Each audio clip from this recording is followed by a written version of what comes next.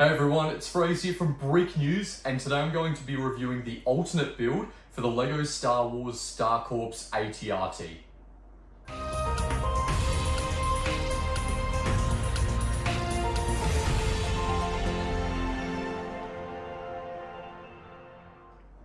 So if you picked up the LEGO Star Wars Star Corps Battle Pack, or the 2-in-1 Epic Battle Set that recently released, you may have noticed that the AT-RT included in the set is quite bulky. So if you compare the AT-RT to the Clone Trooper sat on top, you'll notice that the Clone Trooper looks tiny. Now in canon, the Clone Troopers aren't that small compared to an AT-RT. It's supposed to be a fairly light, nimble ground vehicle. But as you can see here, LEGO's version is quite big. It does have decent playability. It's got movable legs, you can shake it around, doesn't easily break apart, but it is just quite bulky, and if you're trying to make a realistic looking LEGO Star Wars mock, this probably isn't the design for you. You're probably going to want a smaller, more accurate one, which is where Wergerbrix comes in handy with his rebrickable instructions to make a much smaller and arguably better looking AT-RT. Now, as you can see, side by side, the Wergerbrix rebrickable version is a bit smaller. The legs are mostly the same as LEGO's official version, but the actual top part of the AT-RT where the Clone Trooper sits is noticeably leaner, thinner, it's nowhere near as bulky or heavy, and the laser cannon at the front is just an accurate LEGO pipe piece. Whereas the one on the official build has a stud shooter and is quite bulky and just looks a little bit out of place.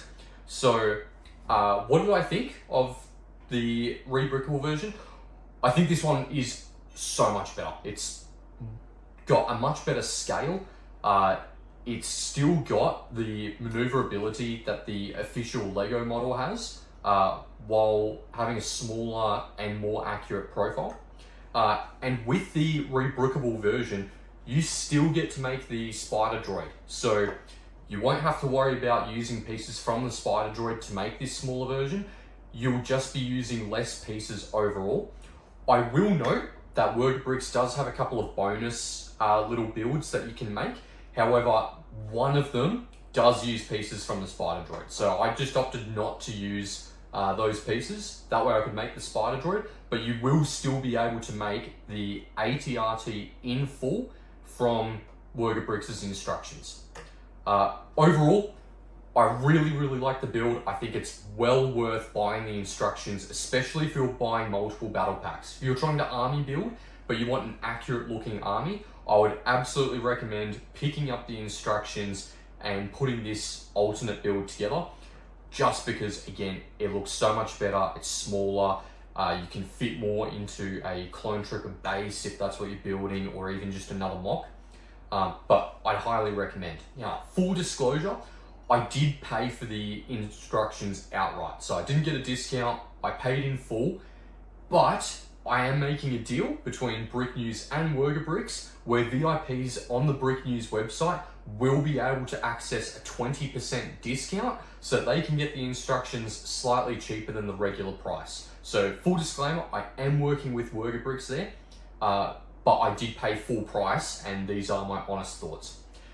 If there was anything negative for me to say about the build, it would be that the chair that the Clone Trooper sits on, where the two studs are for the seat, I feel like they should have been swapped around the other way, just because when pushing the Clone Trooper down onto the chair, unless you grab it by the legs and you're holding it firmly, I noticed that when pushing down from above, the legs can easily snap off. So as you can see there, they've just snapped off.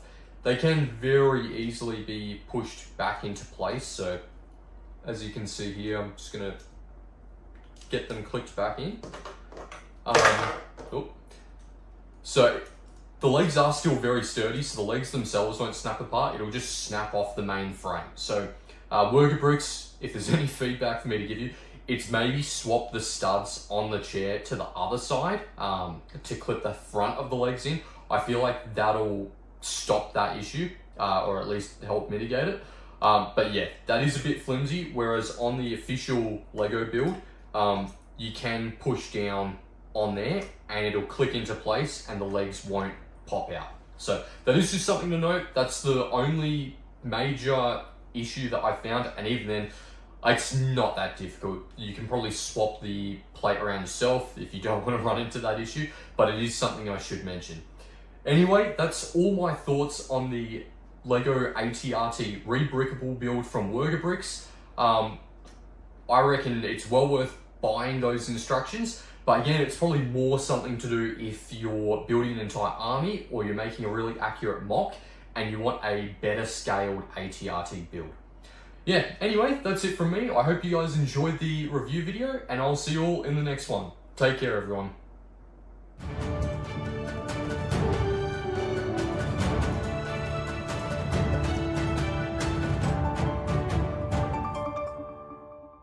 Thanks so much for watching the video. If you like Brick News and you want to support us, head on over to bricknews.com.au and sign up for a $5 VIP news subscription for your chance to win awesome Lego sets every month.